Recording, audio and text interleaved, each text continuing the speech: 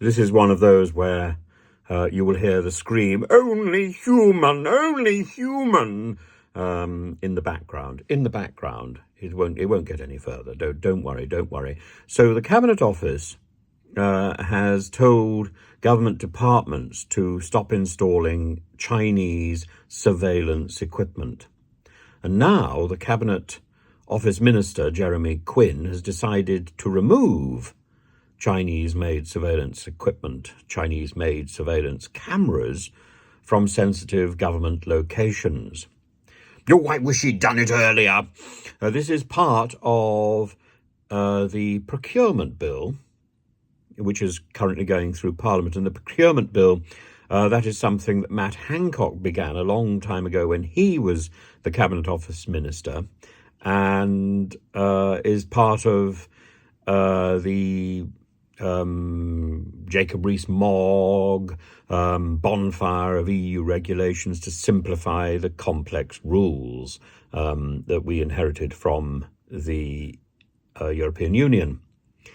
Tina McKenzie, the FSB, not the Russian version, policy chair, she said, however, that time and time again the government has failed to meet its own procurement target and has been worse at delivery than Royal Mail on a strike day. Well, I don't know why she added that last part, because I was left with one of those red cards on Friday, all promise, all fur coat and no knickers. I was left with one of those red cards and a promise of re-delivery on Saturday, which never came. The usual postman has been off for the last week, and his replacement clearly was incompetent and deceitful. Still, the package came with the usual postman on Monday, and we had a good chinwag on the doorstep, and he was very apologetic and has told me to complain, he said. And back to procurement.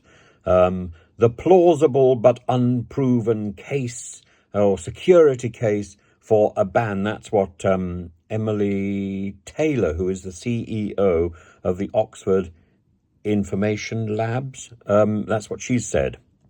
And that's what justifies sorting out all these security cameras. But as I say, I bet Matt Hancock rues the day that that Emily Taylor had not spoken earlier, and that cameras in sensitive areas had not been removed. Remember, it was a camera which caught him going into the fabled and imaginary station cupboard for a bit of wayward movement. An adjustment of the pen rack, a fortuitous realigning of the erasure shelf, and an arbitrary reparation of rulers and protractors, an egregious excitement over the punched foolscap, a tottering balance over the ring binder's gina. Let's get some action in this stationary cupboard. Ooh! And everything moves.